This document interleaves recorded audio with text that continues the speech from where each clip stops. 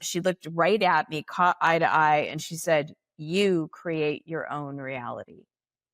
And when she said that, something in me just was like, Wow. yes, just big opening. And then my mind kicked in and said, how? How do I create my own reality? Hi, everyone. This is Christine Miles, your host of Shine a Light. Welcome today. We have Christy Whitman. Christy, it's so nice to have you here. I'm so happy to be with you. Hi, Christine. Hello to all of you. Oh, that's so nice. Well, I'm going to tell the listeners a little bit about you. I'm going to kind of start it like this, though. You're kind of like the shit. Like you've done a lot of things. I got to tell you, I mean, I kind I'm of like getting being told that. Thank you. very high praise coming from me, by the way. If I'm calling you the shit, if I'm swearing, you're like, it's a good thing.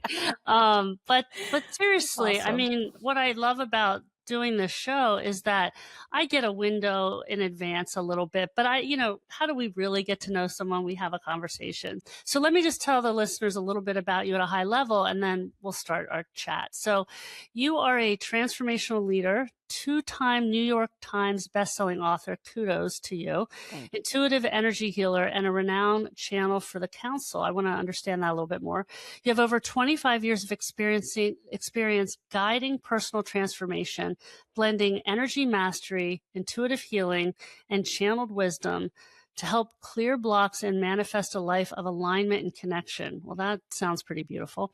You empower spiritual leaders, coaches, entrepreneurs, and high achievers to create lives filled with effortless abundance, authentic joy, and meaningful momentum. Again, as someone who's written a book, is very impressive. Let me just go through the list of books that you have written. The Flow Factor, which is your latest. The Desire Factor, Quantum Success, The Art of Having It All, Alpha Bitch, my favorite title. Shocker. The 7 Essential Laws, and Perfect Pictures. Did I get them all? You did. There's one actually that I wrote on why did she choose suicide? It's a book on getting over a suicide, that moving through a suicide, like through a spiritual approach. My sister had Wow. committed suicide. So Oh yeah, my. so technically I guess I'm on my 8th book when you think about it. That's and 2 best-selling books. I mean, seriously, that's incredibly impressive. Were you like Thank you. 3 when you started this, or how? Oh, well, thank you for that too. I just had my 55th birthday. So yeah, I've been doing energy work for over 30 years now, and to do it with another person to help guide them through coaching, healing, whatever that is. It's an honor. It's a privilege. And I'm, grateful I get to do what I do and know what I know. So I'm Yeah, feeling grateful. it's a labor of love. It's not just a job, is what I'm Correct. gathering. Yeah. So, you said a lot at the beginning. You said my sister committed suicide, as if it was, and I know that's not news to you. But how long ago did that happen? And what is that part of this work? Or take us back to where, all this started. And just a little Yeah. window into what sadly happened with your sister. I'm sorry. Well, thank you for that. So I graduated, I'll back up a little bit before that. I graduated from college. I got a degree, went to Arizona State University, moved to, 3 days later, I moved to Chicago and looking for a job. And I was putting feelers out and got this really great job as a liquor and wine rep in the city of Chicago. Okay. So much fun. And my job was to go to bars, restaurants, hotels, talk to the managers and things like that. So it was a really fun job in my early 20s. Okay. And at the same time, right, I was making money. I was doing well. I was getting promoted. I had a man. It was like check, check, check, check, check. When I'd lay my head on my pillow at night, I felt totally dissatisfied. And that's Wait, confusing. hold on a second. And you were aware of that. You were aware that you felt. Okay, so I'm thinking of my 20s, and I think I was a pretty emotionally intelligent 20-year-old, but that's an amazing awareness. How did you even know you had, what made you aware of that?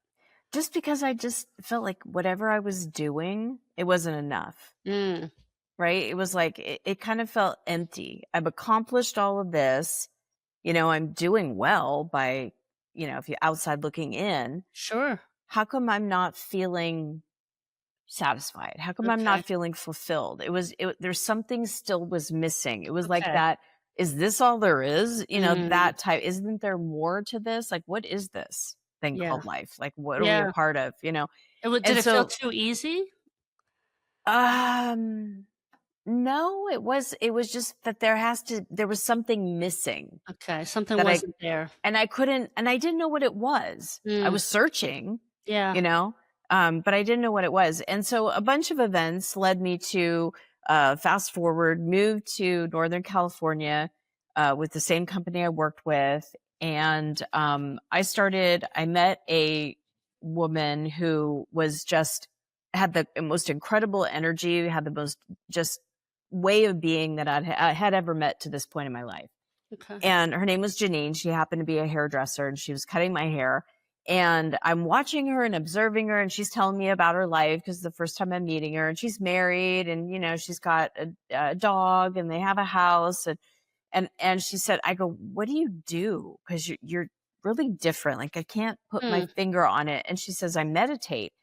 And Oh. Christine, this is like in the 90s. It was Yeah, before this the wasn't, like, internet. talked about. Yeah, yeah, yeah. Yeah. So I mean, I was born and raised like Catholic, so that wasn't What's something meditation? we did. Yeah, exactly. So we didn't Yeah. get together in nursery school where, Sure. doing meditations, right? So, but I have this paradigm in my head of who does meditate, and that's Mm. some like guru guy with Yeah. long white hair and a, beard singing yogi style. So I'm kind of like thinking of that and looking at her going, like, just absolutely was like my head just it unwinded. It was just what? It was so confusing. So I went to her meditation teacher's house Huh. and that was another experience because it was like clinky clanky music and Yeah. new age everything, and she asked me to sit on a cushion in front of her, not in a couch or chair or anything. And this big fat cat named Steve comes on over and he's purring up against me. And, I'm loving all over him. And I take a glance up at Melanie, and she was peering into my eyes, like looking at me in a way, seeing me in a way that I had never been seen before, Mm. like soul gazing kind of thing. And she looked right at me, caught eye to eye, and she said, you create your own reality. And when she said that, something in me just was like, Wow. yes, just big opening. And then my mind kicked in and said, how? How do I create my own reality? Hmm. And she said, through your thoughts. I Yeah. say now through your words, but thoughts are a part Okay. of it. Yeah. And she's told me you are either repelling things from you or attracting things to you based on the way you think.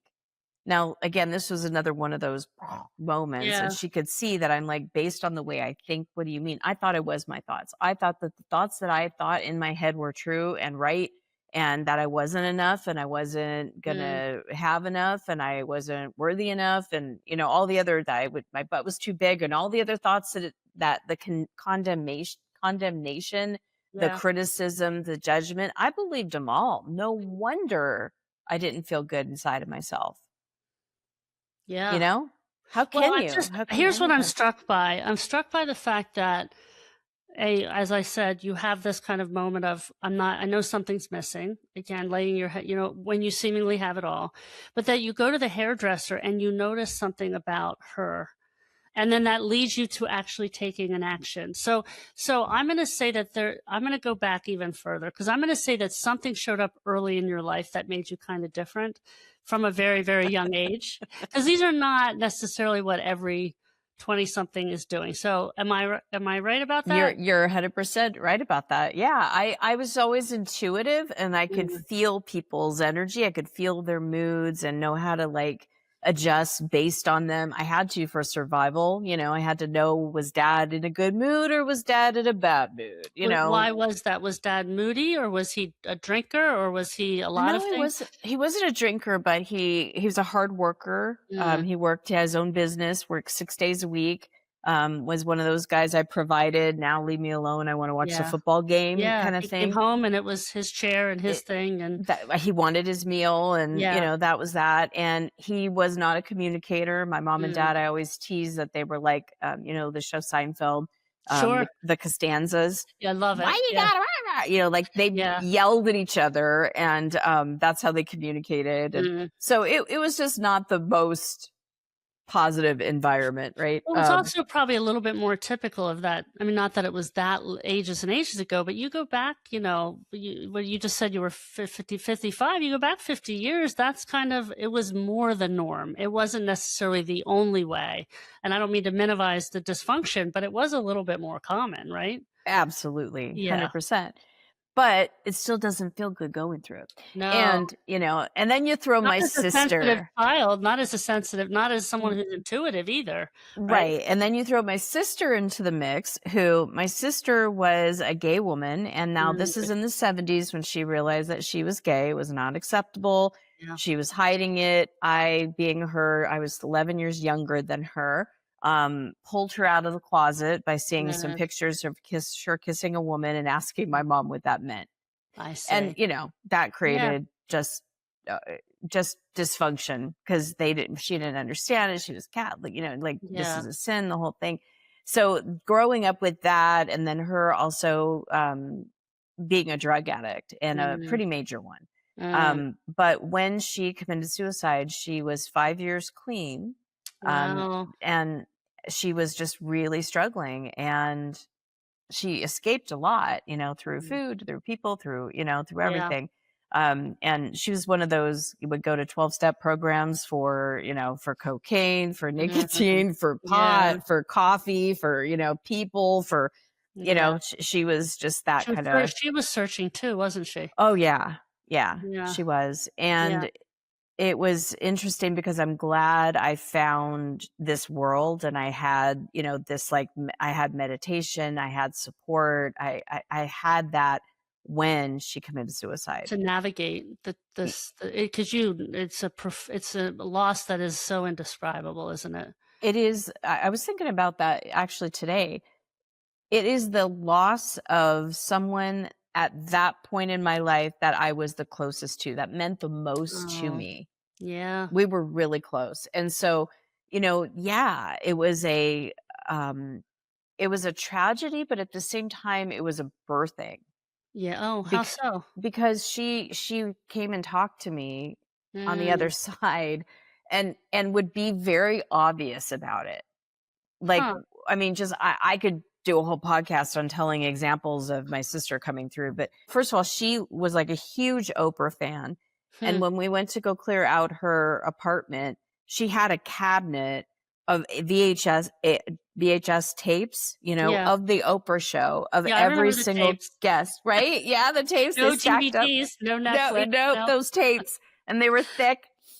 And yeah, we opened this thing up, and it was just all these tapes because she loved the guests that Oprah was having on her Oh, she show. was And so she bought me my first personal development book. And, huh. so she helped me on that path. But it was interesting because the very day that she committed suicide, I was at a meditation retreat, and Hmm. we were learning how to give healings to people. And I knew exactly who needed a healing. My sister did. She was going through a rough time. And so I put this healing bubble around her, and she slipped right in. And as soon as I walked in from the retreat, was 2.5 hours away. As soon as I walked in, my mom called and told me my sister had passed. Wow. And That's the then, rebirth. yeah, but here's the other fun part from the other side is that when we were there, picking out, cleaning her stuff, my he was my first boyfriend at the time. We were walking along the pier that I used to spend with my sister, and we saw this little cafe that they still have there. And we went and stopped and had coffee and breakfast. And then the song, which I had never heard before, from Sarah Hmm. McLachlan, comes on. I Wow. Will Remember You. Sure. That was the first time I heard that song, and it was like she was singing it to me. And there's a lyric in there that's you gave me everything you had, you gave me light. Hmm. And it was like, it was just this, she's there. And then I just kept, Finding her everywhere. uh, yeah. Wow. So that really opened up my spiritual awareness and healing and connection and all that, because I really got firsthand that there's someone on the other side. Like I would play with her, go, okay, play me a song, like get cocky and Wow. just kind of tested her with the Wow. radio. And she would do one up. This one morning, it was nuts. There was a song from Taste of Honey, Boogie Oogie Oogie, which Okay. is one of the first CD or records she ever gave you as a single. So Taste of Honey, Boogie Oogie Oogie, The Dance from Garth Brooks, which that song, my uncle, who I just had lunch with today, that was the song that reminded him of her Huh. when she passed. So that song, and I knew that, and now it was, I shared that with him. And then the third song was I Will Remember You by Sarah McLachlan. Mm, Now, who DJ in their mind is going to and those play 3 a songs. disco pop, Yeah. Garth Brooks country, and then like a new agey kind of, I mean, and it happened 3 different times in that same order. So I was like, Wow. okay, You I know, believe. it's so interesting because I'm sure, and as someone who can be, very logical, but also feel very connected to, just having a lot of experiences of what premonitions or kind of deja vu moments, and just it, you're really talking about tuning into something on a different level, aren't you? Like it's listening into a different frequency almost to be aware of these things. It's living differently because there's an attunement. I pay attention to the energy, which is a Mm, whole nother just aspect of a moment, a connection. It's mm, like, what's the energy, and deliberately using and calling in energy to mm. create, because flow, right? Flow feels good. That's your We all, latest book. Let's say the book yeah, title the, again. the flow The factor. flow factor. Let's talk about what flow means Yeah. to most, because again, this is you're going exactly where I would hope you would. Because how does this practically make sense to someone listening and go, okay, how will this impact my life? Because maybe I've lived through something like that, maybe I haven't, but how do I live in a different frequency? Well, flow feels good, right? Flow is what all of us wants. We want ease, we want flow, we want feel good. At the nature, we may call it different things. We want to enjoy our lives, right? We want That's to what you call flow. yeah. Okay. But the flow is beyond just a state of mind or a state of being that we're in. Flow is energy. There's a Uh, flow of abundance energy, success energy, love energy, right? So flow is also an action. Are we in flow or are we out of flow? And we are the factor. So that's why it's mm, called the flow factor, because the mm, flow is always there. It's just, are we the ones that are in that stream of flow, or are we out of it? And it's moments like we were just talking about and yeah. describing that can take us out of flow. It's those Mm, moments where there are really big traumas, like the one with my sister yeah. committing suicide, right? That is one of the biggest traumas I've had in my life, Sure. to very small traumas, like having a friend betray me, or having somebody, talk behind my back, or having someone Uh, criticize me, or, all the other bushwhacks or things that could be a bill that comes over and you're like, what? You know, yeah. these things in life, they're contrast, and contrast exists no matter who we are, no matter how successful, how many kids we have, if we're Yeah. a man or We're a woman. not immune. No, we're not. So let me just so I again, just because I can be very practical and I'm also very technical, and I think sometimes that helps just a little bit. So when I think about flow, I look at, because sports is an analogy for me for a lot of things, because I really like hitting a ball. So it's my meditative state. Everything else goes away when I'm hitting a ball. I love So it. when I think about flow, I think about, as a former pretty competitive athlete, when I was in what I would call the zone, where my mental and physical acuity and my body was working just in a state of almost like I wasn't even there. It was just happening. I was a field hockey player. I'm dribbling down the field. Is that a way to think about it, or is it different than that?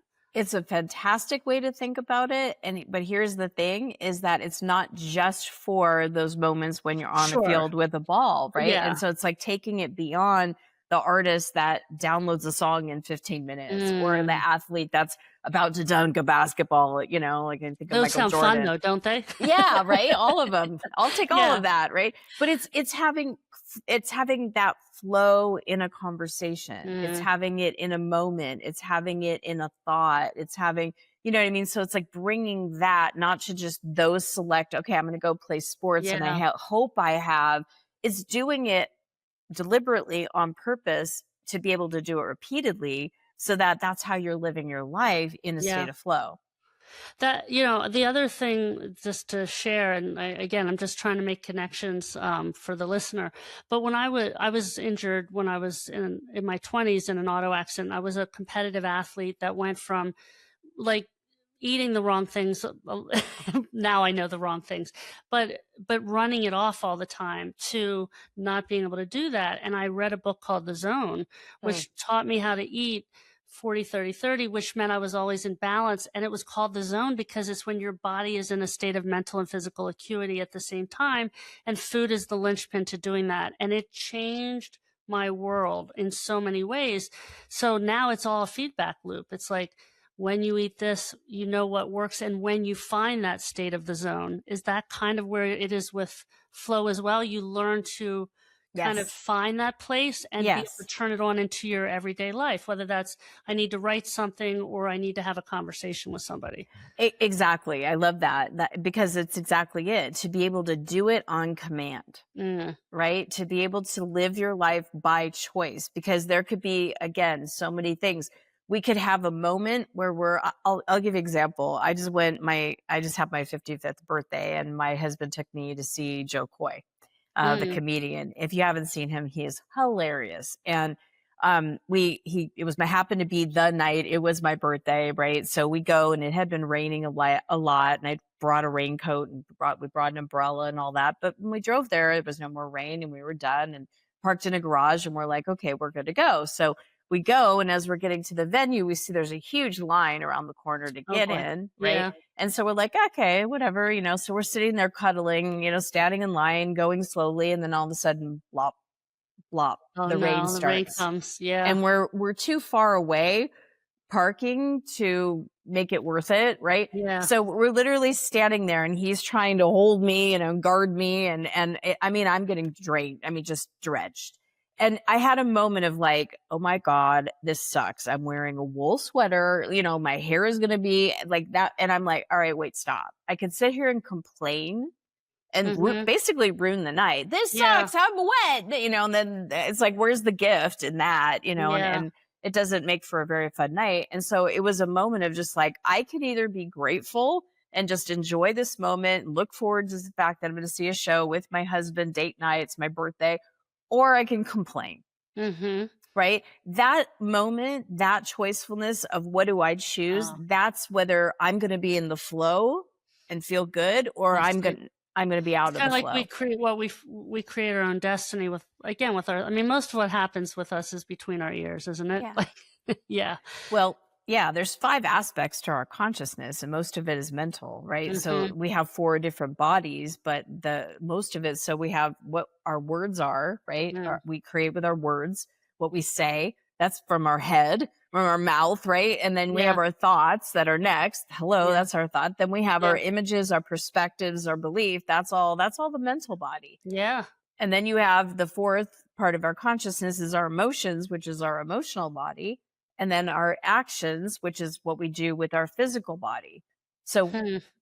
beyond what we say, what we do, what we picture and expect, what we feel and what we do, a lot of it is out of our control. We create, Most of it is, isn't it? yeah, we create with our consciousness, and that's what Yeah, our consciousness is. yeah, yeah. So how so your work, let me go back. You're working in your 20s at kind of this glamorous job, right? I mean, I'm allergic to wine and beer because of the sulfates, so that wouldn't be a good job for me, but like Right. you're living the dream by most 21 or 20-year-old standards. You're visiting high-end restaurants, selling them wine, and you're like, nope, this isn't it. You go get your hair done, you meet a hairdresser, she kind of wows you a little bit, and you fall into this world of meditation and stuff, and you're like, I can control my destiny. And so when did you get into this being your work? Well, it was about 5 years in. I had Okay. completely changed everything. I had created my ideal body, money in the bank. I, attracted a partner. I was living with Hmm. him. We were married. We were living in our house that we own. It was like life is good, right? And I had a good job. At this point, I was a pharmaceutical sales rep. Okay. My great aunt would say to me, "You went from alcohol to non-alcohol, you sobered up, and Your then you blood went to pressure. drugs. Right.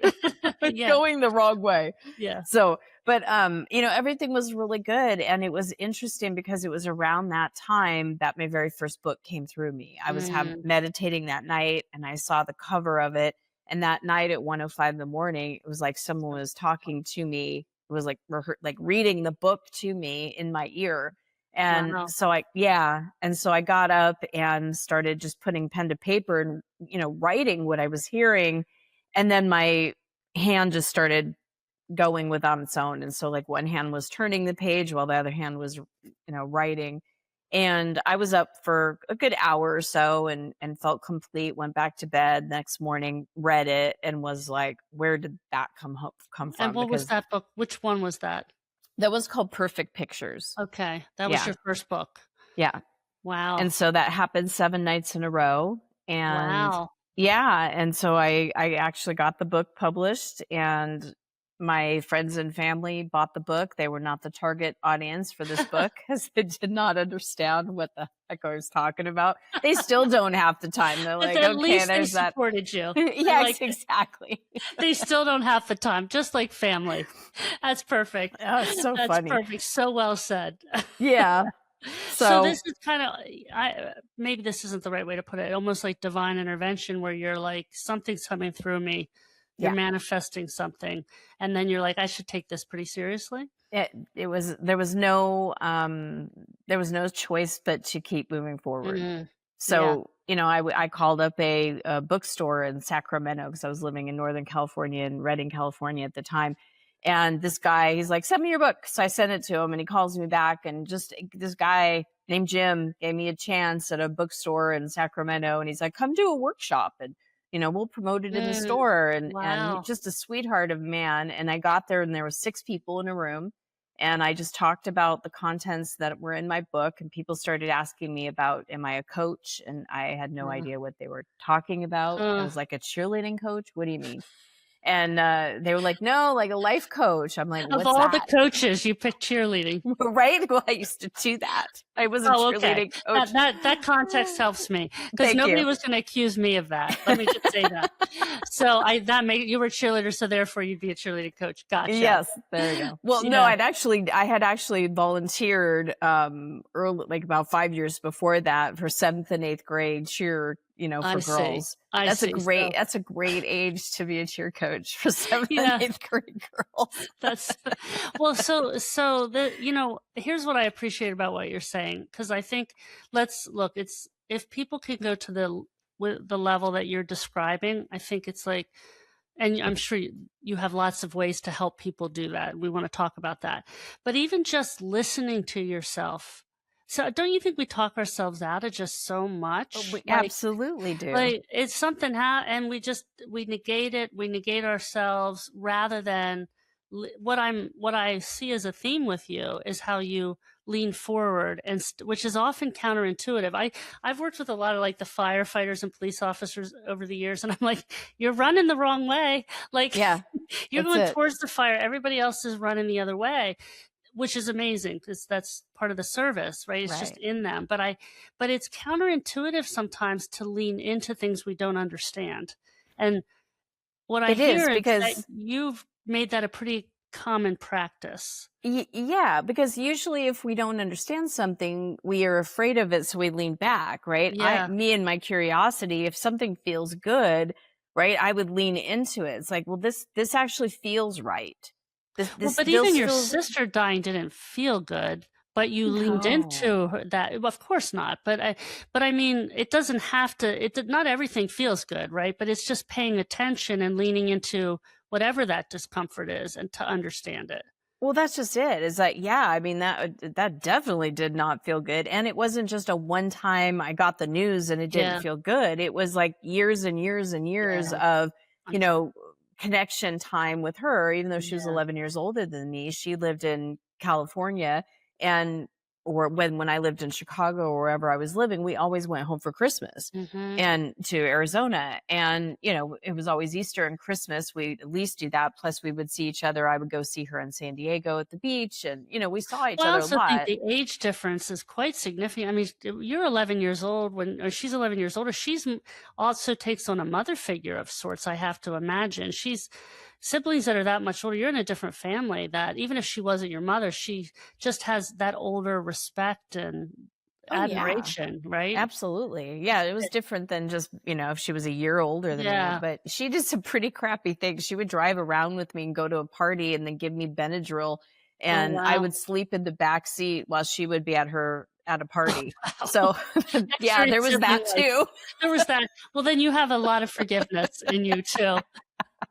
So I didn't know about that until years later when my cousin was why like, am I "Yeah, hooked on she Benadryl? used to, right, she used Why to are give the me a doctors Benadryl." telling me to get off the Benadryl?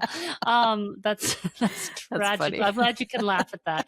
You have So, to. but honestly, I do think there's a lesson just in that, in terms of the theme of some of the experiences that you've described, that you're leaning into not understanding. I think this is important with other people. This is what I teach and I work with, but it's so important to do for yourself as well. So I'd love for you to talk about what are the practical things that you do or the ways you work with people, not only through your book, but what is it that you're helping them learn how to do in this flow state? Yeah, I really help people understand that there are three different states of being, like three spectrums of emotions, and how to get out of the ones that don't feel good and get into Mm. the ones that do. So, for example, the first one is lack. It's where drama, What did you call it? lack, Lack. yeah, lack, like lack Okay. and limitation, right? Anytime Got we it. are in not enoughness, we Mm. feel there's something lacking, we feel limited or stuck by something. Anytime we feel the emotions, sadness, all the way up to boredom and everything into like powerlessness and It's the terror, worst. and It's the it's the worst. worst. It's the Nobody wants to worst. feel that. I'm just No. describing it. It's like, ugh, Yeah, no, it's it not. doesn't feel Yeah. good. And how we get there is by focusing on what we don't want. So lack Mm.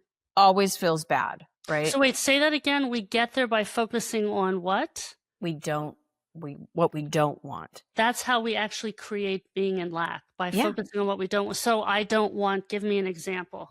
I don't wanna gain weight. I'm so worried about if I gain weight. I don't wanna get a divorce. I mean, we are Mm. fighting all the time, and he doesn't bring me flowers anymore, but I don't wanna get a divorce, and I don't want it to be like this. I'm not happy. Right? It's the So it's we fear what we create kind of thing, almost. Yeah.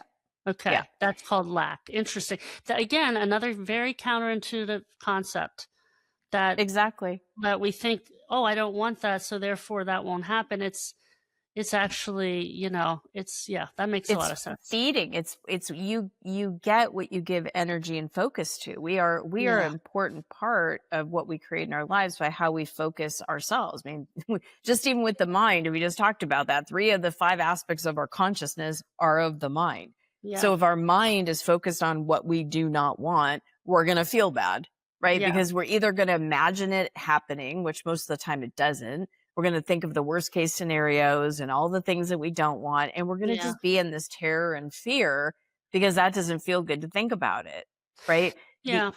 So the other side, the side we all want to get to, is the side of abundance, which Mm. where, freedom and passion and purpose Yeah. and fun and playfulness. And, that also is energy. Yeah. And that's also available to us. And that's where the flow is. But the thing is, there's a gap in between that hellish reality of lack and the great reality of abundance. Like in between is neutrality. Mm. I live in Arizona. It's like trying to go from one to the other is like trying to go from one side of the Grand Canyon over to the other Yeah. side, right? Yeah. You need to either go down, fly across it, Mm. you need a bridge, like that. You need some way to get across it. And that's what neutrality is. Neutrality is satisfaction, it's fulfillment, it's peace, it's calm.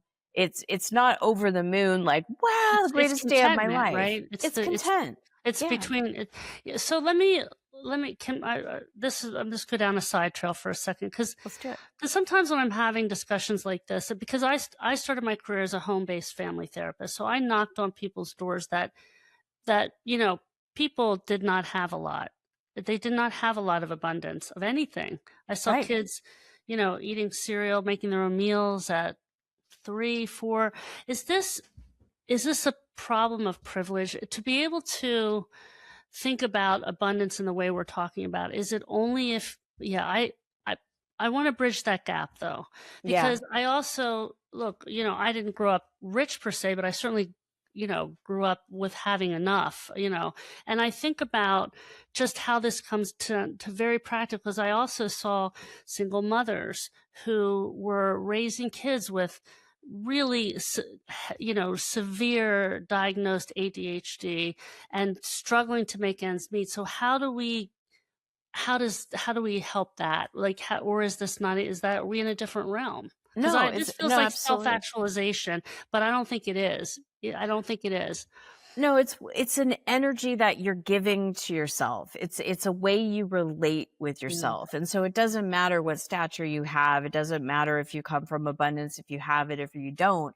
The yeah, feeling of abundance creates the abundance. And so it's typical when someone doesn't have a lot of abundance, whether it's abundance of love, time, energy, support, doesn't yeah, have to be just abundance of money, right? yeah. Sure, Eh, sure. right? I mean, there's lots of different you could have abundance of, stars in the sky, or abundance of blades of grass, or abundance of weekends to be free. I mean, it could go on and on and on. It's the energy of it.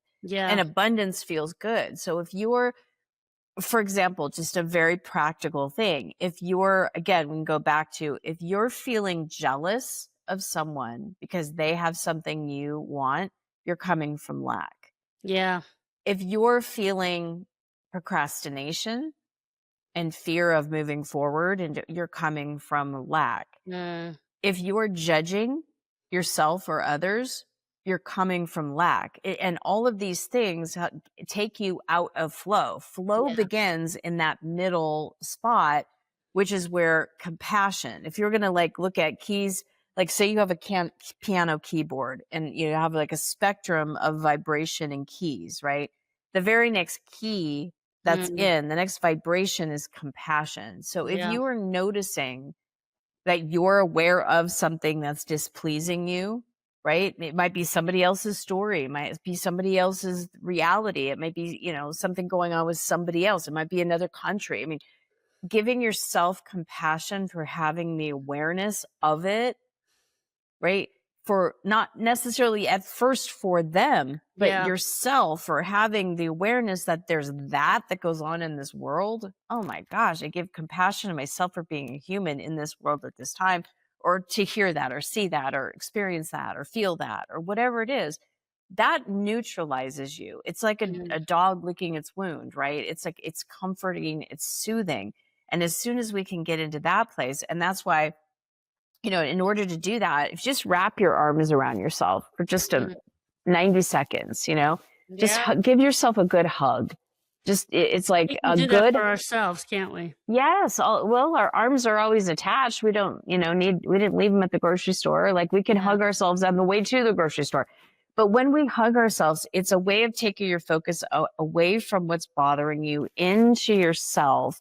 And then that allows you to like let your whole entire limbic system, the whole fight, flight, freeze. I talk a lot about that in the flow factor, yeah, about how when we are noticing something we don't want, when we are observing something that is contrasting, whether it's we knew it was coming or not, whether it's a big T trauma or a small T trauma, when we see something we don't want, we kick into that fight, flight, freeze.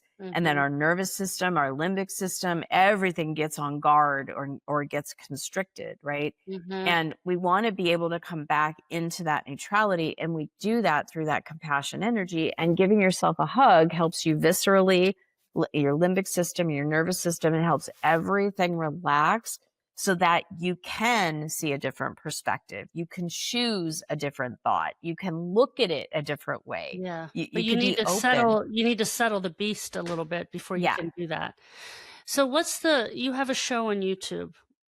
I do. It's on my Christy Whitman YouTube channel. It's called Hug It Out Show. And I take real life people that are in my community that are clients of mine. Mm. And, for 20 minutes, like they show up, want me to coach them on something. And so I help them, whether it's sometimes a energy process, sometimes it's a Uh, mental thing they got to think about. But it always ends with a big hug because, you that's gotta hug that it out. self-compassion. You gotta hug it out to You feel know, yourself. so here's what I love about that you, first of all, I kudos to your clients who are putting themselves in that. Right. Seriously, that's a vulnerable spot to be. But I was trained as a therapist by One Way Mirror. Mm.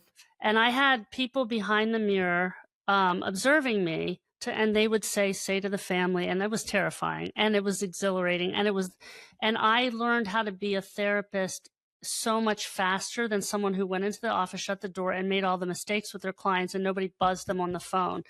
When you give people a window to watching that, they can learn through observation in a way that is so powerful, because when you step back and it's not you see different things. So I Yeah. really love the concept, Thank you. and that people are willing to share their experiences in a way that others can learn from watching you help unpack whatever the issue is of the day. So what a great idea. Where did you come up Thank with you. that idea? Well, it was Steve and Hank from 2MM. So Yeah. your media people. Good. I mean, Yeah. well, that's look, I think, isn't that what we all want to do? We just, if we're open to it, we can learn in such a different way. So that's really Well, cool. it is because I do a lot of work in groups, and I'm a mom of two teenage boys, happily married, a full life, full business, right? So a lot of my work is done with in group settings through Mm, group yeah, programs, healings, things like that. And so it is exactly what you're talking about because when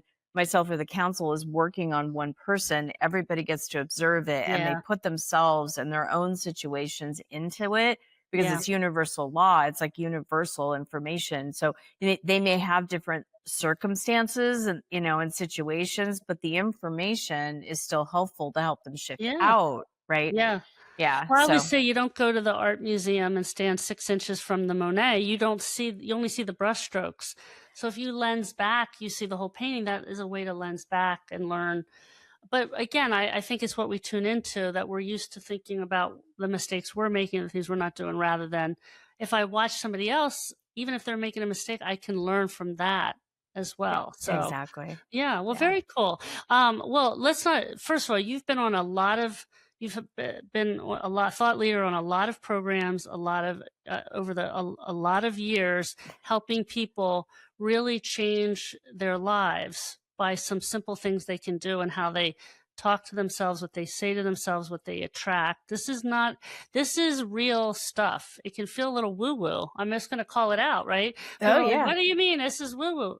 It's like it is, and it doesn't mean life isn't hard. It doesn't mean life isn't that everything is perfect. It just means you keep doing it until, right? It just means that you're the one that's in choice. You're always the one that's you're the Yeah, one that gets to choose what you say. And some words that you say feel good when you say them, and other words that you say don't feel good when you say yeah. them. I was going to promise Christine, you could go to watchyourwords.com. There's a free gift. It's a Okay. video program and it has 30 words and phrases that Wow. we say collectively and don't realize the impact it has vibrationally or on our mood or attitude and then obviously what we attract. So Can I each guess bit what one of those are? please, I I'm love it. sorry is probably like constantly. No. Well, women say all the time, I'm sorry, I'm Oh, sorry, I'm sorry. Like, yeah. yeah, we have that phrase in a different program of getting Okay. out of drama, but yes, but it's like shouldn't, Oh, yeah, yeah, can't, yeah. try, like these type of words. There's 30 of them and I talk about in the videos what not to say, why, and then what to Mm, say instead. So you're given a different thing to say. Like, there's such an innocence when someone says, I can't wait, right? yeah. It's like, I'm really looking, it's like, I can't wait, right? But I can't even say that anymore. It feels so negative. I changed Mm, it to, I'm looking forward to. sure, sure. It's a different statement. Well, Yeah, think about it. Break it down. Can't, that's one of the words, right? yeah. Nobody, it can't will just stop and block any energy. and then wait. Who likes to wait for anything? Not So, me. Don't so put me even in if a it's like a, line. right, if it's like a concert you're looking forward to, you're like, oh my God, I can't wait. Yeah. It creates an impatience, which is coming from lack. Yeah. I love that. I love that idea that we put ourselves in lack. That's not so hard to get out of just by changing our word. It just takes practice, I It think. takes practice. And Yeah. when you practice it, biochemically, neurology, all the systems move into that and lean into it and become something very different. It's a different way Mm, of life. Because even as you catch yourself say, oh, I can't wait. No, I'm going to change that to I look forward to. yeah. There's an energetic shift and new neural pathways that start to get formed in your brain and that start to create different pictures and images and possibilities and openings and what you literally form and attract into your Yeah. life. That sounds very woo woo, but it Well, is very true. well, because it rhymes. Yeah. So listen to yourself and listen to what you're saying to yourself. Listen to what you're not saying to yourself. And I always say, would you say that to your best friend? Like, would you say that to your best friend? Right. You know, Would you have that best friend if you did say it to her, yeah, well, right? I Yeah. remember this was and I don't play as much golf as I used to. I told you I like to hit a ball, and after my accident, golf was my first sport. But I remember being on the rule of thumb on the golf course is when you go to tee off, you never say to somebody, "Don't hit it to the right," because that's where the trouble is. You only say, because it is a self-fulfilling prophecy. Nothing comes more to mind than how we create our own destiny just by those simple don't hit it there versus you want to hit it towards the left. That's a Yeah. totally different thing that because the golf swing is just to mess you up no matter what. So it's like it's a simple example of just how the mind becomes very powerful in that moment when you think don't versus do. Well, when you can ask yourself these three questions and do it often enough, you're going to see yourself feeling different in your life. And the first question is, what do I want? Because most of us don't take the time to ask ourselves, what do I want? What do I want? We're thinking about what we don't want. So what do I want? Why do I want it? Why do I Ask want it? yourself, let yourself get to know yourself. Why do you want Mhm. that? What's that? Why is that important to you? Why would you love that? So what Mhm. do I want? Why do I want it? And how do I think I'm going to feel when I get it? Mm. Why Because are there's those the 3 why are those the 3 let's end on this. Why are those the 3 questions that changed my life? because your focus now off of what you don't want is on what you do want. So you're putting your Oh, whole entire mental body on what you do want. That's big. Now, because of that, you're asking yourself, well, why is it important to me? Why do I really want that? so And I as wanna you be 20 pounds lighter. Okay, that's my why. That's Okay. why do I I want to be thinner. Okay. What does that look like? I want to be 20 pounds lighter. Why do you want that? Well, because I'll feel better in my clothes. I'll feel sexier. My face will look thinner. My, butt will be smaller. I'll feel, more free to dress how I want. Ask me how I because know the this one. world has told me thinner's better. Right? All that stuff. Cause the programming, because I Yeah. have to please other people, because I have to look, no, but it's like seriously, like I want to lose Yeah. 20 pounds and I want to keep it off. Okay. Mm. Why is that important? So that I Okay, can so be I feel consistent better. in my, so Yeah. that da da da, right? Ultimately, what's the need that Mm. you want? Right? I need to feel seen. I need to feel Yeah. beautiful. I need to feel acceptable. I need to feel like I belong. Yeah. Whatever, I want to feel beautiful, whatever that is. And then that, whatever you're after, as far as a feeling, that's the energy work then. Mhm. So if it's like, I want to feel beautiful, well, there's a flow of beautiful energy Yeah. where you can let yourself feel beautiful or Yeah. successful or powerful or well, whatever that is, that flow exists. And that's where my work comes in, is I help connect that flow to you so that you can at Mhm. random, like going up to a piano and playing a song. I have a piano over there. That's why I always point over there. I was gonna Um, say, it was outside the screens. there's, Thank you for there's the a piano. context again. Yeah. But if you're playing a piano, you're the piano player. The keys are already there, they Yeah. exist, right? But we're the ones that have to choose it. And so when we understand how powerful our choices and choosing it, and even what we say, what we do, what we think, I mean, that's what changes our lives, really. I gotta say, I think these are great questions for parents to ask their kids instead of trying to solve the problem for them. Like, I want to do some, okay, let's go through what will that do for you? Why is that important? These three questions, because then Exactly. we're helping them reflect too and learn a skill, not only to attract energy, but so great stuff, Christy. Wow. Thank There's so you. much to talk about. I appreciate you being here and sharing your wisdom. Tell us where people can find you. So I'm at ChristyWhitman.com, With or an you can, H, that's Whitman. any Yes. way you spell it, you're going to get there. Okay, yeah, you are very Googleable. I would agree with you there. So You are that's true. known. That's true. You could Google me. But I definitely would recommend going to watchyourwords.com, because it's going to help. If you love this conversation, you want to learn more and you want to go Yeah, deeper, that's just that's your that's the gift to people. place to Nice. start. Yeah. Yeah. So, All yeah. right. Watch your words. And your new show on YouTube is The Hug It Out Show. Hug It Out Show, and buy one of her books. There's many to choose from. So great to know you. And thank you, everyone, for joining us today on Shine a Light. I hope you've enjoyed this conversation as much as I have. And let's start tuning in to ourselves in a different way and manifesting what we want. I appreciate it, Christy. Thank you. Thanks, Christine.